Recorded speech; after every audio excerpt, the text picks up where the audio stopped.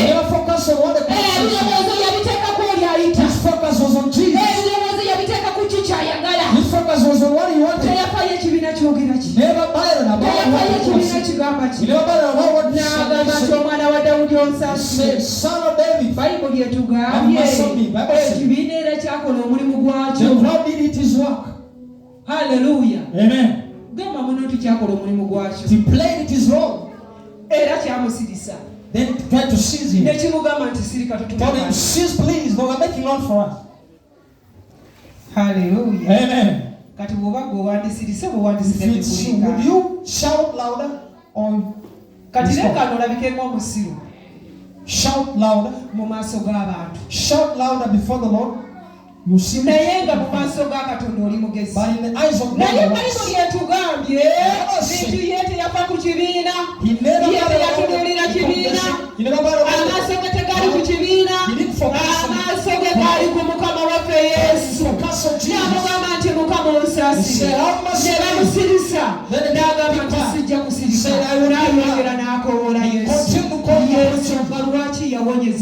and Jesus had an healing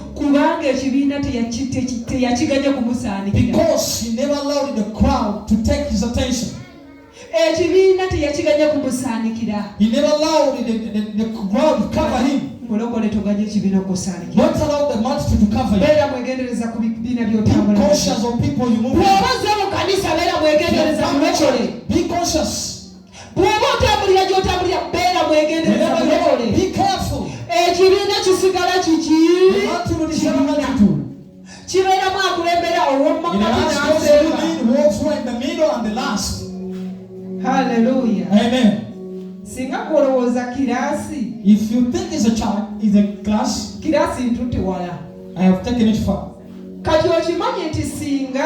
Assuming it is. Let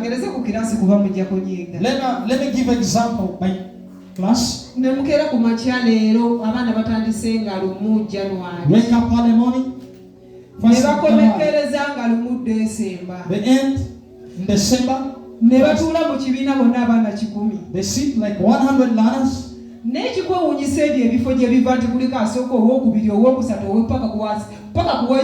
But you see, they have different levels, position from all that is hallelujah. Amen.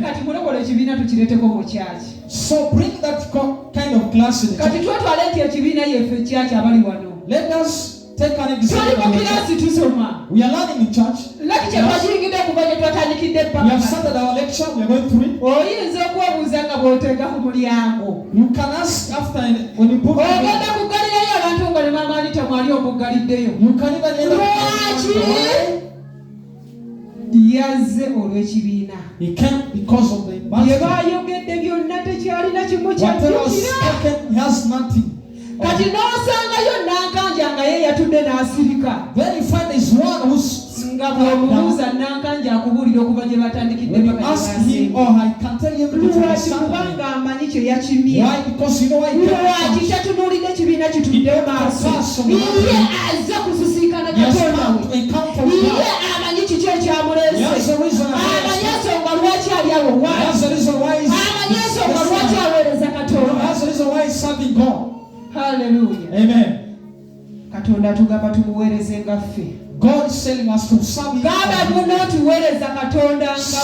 God as you. Do whatever you do as you. Don't focus on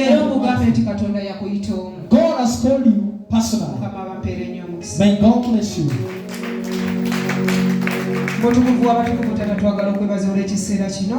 Ekyamazima taata oyogedde n'emmeme zaffe Mukama. Mukono gwange taata tuli mu nnyumba yo naye Mukama nga tutunuulidde bannaffe. Oba taata tuseeredde naye mukono gwaffe taata olw'amaaso gaffe oba olw'ebibiina. Naye mutukuvu w'abatukuvu ssebo nsabira buli ssekinomu Mukama ali mu kifo kino Mukama. Omwoyo omutukuvu atuule mu bulamu bwe abeere wamu naye amukolemu omulimu Mukama asobole okumanya ensonga lwaki waali, lwaki wamuyita, lwaki aweere kuweereza na kiki kyayagala kubanga bwe tunakitegeera Mukama tugenda kutambula nga tetuwalizibwa na bitwetoolodde nga tetuwalizibwa na mbeera ziri maaso gaffe era tunawangula mu Kristo Yesu sabe nga twebaza